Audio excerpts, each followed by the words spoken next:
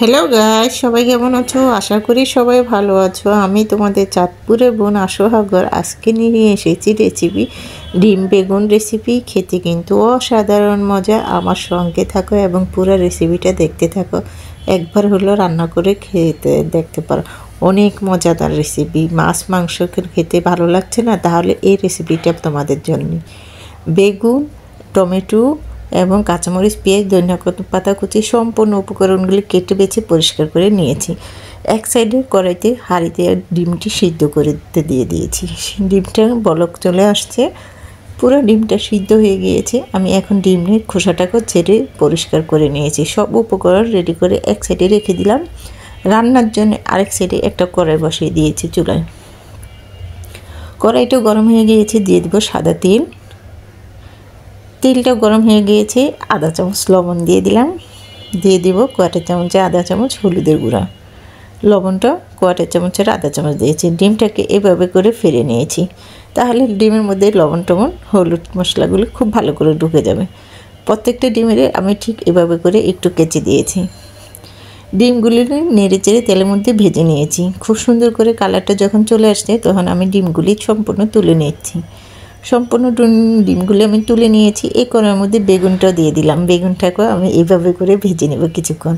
আমি কিন্তু বেগুনের গায়ে আলাদা লবণ হলুদ মাখিনি, কারণ তেলের মধ্যে লবণ আর হলুদটা দিয়ে দিয়েছিলাম। ওই হলুদের মধ্যেই আমি বেগুনগুলিও ভেজে নিচ্ছি। বেগুনটা এক পিঠ ভাজা হয়ে গিয়েছে, আমি আরেক পিঠ ভাজার জন্য উল্টিয়ে দিচ্ছি। এভাবে করে সম্পূর্ণ বেগুনগুলি আমি উল্টিয়ে নিয়েছি। সম্পূর্ণ বেগুনগুলি আমি লাল করে ভেজে নিয়েছি। আমার বেগুন ভাজাটা হয়ে গেছে, আমি তুলে নিচ্ছি। ডিমের সাথে বেগুন ভাজাটা আমি তুলে নিলাম। এক সাইডে রেখে দিব বেগুন ভাজা এবং ডিম ভাজাটা। এই কড়াইয়ের মধ্যে কিন্তু টমেটোটাকেও ভেজে নেব। যেহেতু একটা টমেটোকে 2 টুকরা করে দিয়েছি, একটু চাকচাক করে, এটা কিন্তু দেশি টমেটো, সেজন্য একটু ভেজে নিচ্ছি।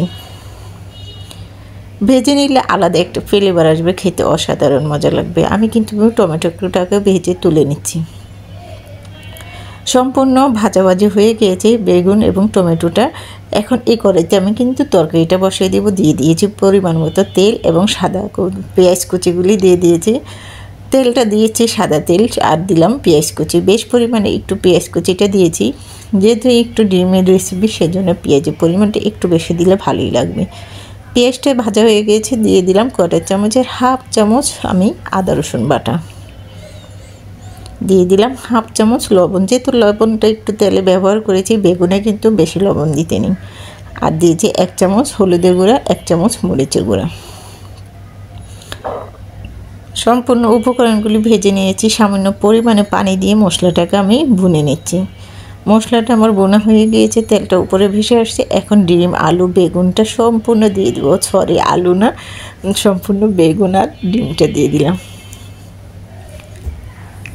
কেউ যদি আলু দিতে চান তাহলে দেওয়া যাবে, আমি কিন্তু আলু দিইনি। আলু ছাড়াও এভাবে রান্না করা যায়।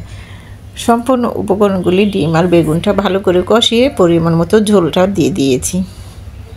এখন কাঁচামরিচগুলি দিয়ে দেবো। আমি কিন্তু কাঁচামরিচটা পুরো ফাড়িনি, অর্ধেক ফেলে দিয়েছি। এভাবে করে কাঁচামরিচটা আস্তে আস্তে থাকবে, খেতে খুবই ভালো লাগবে। কেউ যদি কাঁচামরিচ সিদ্ধ খেতে চায়, এভাবে করে দিলে কামড়ের নিচের পর খেতে অনেক ভালো লাগবে কামড়িয়ে। একটু কাঁচামরিচটা দিয়ে আলতো করে নেড়েচেড়ে মিশিয়ে নিয়েছি। এখন 10 মিনিট ঢেকে রান্না করেছি।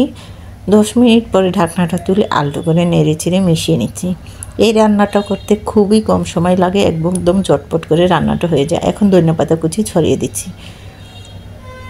তরকারিটা পড়ায় হয়ে আসছে, এখন আমি ধনেপাতা কুচিটা ছড়িয়ে দিয়ে নিয়েছি। এখন আলতো করে নেড়েচেড়ে একটু মিশিয়ে নিচ্ছি। আমি কিন্তু খুব একটা নাড়াচাড়া করিনি, তাহলে বেগুন নরম তরকারি একটু ভেঙে যেতে পারে। কিন্তু আমি যেভাবে রান্না করেছি, একটা বেগুনও ভাঙেনি এবং দানাগুলো রয়েছে। খুব সিদ্ধ হয়ে গেছে, খুব সুন্দর রান্নাটা হয়ে গিয়েছে। ভাজা জিরা গুঁড়া দিয়ে দিলাম কোয়াটার চামচে হাফ চামচ, এতে স্বাদ এবং ফ্লেভার দুইটাই আনবে। জিরা গুঁড়াটা দিয়ে ভালো করে নেড়েচেড়ে মিশিয়ে নিয়েছি। চুলাটা আমি এখন অফ করে দেব।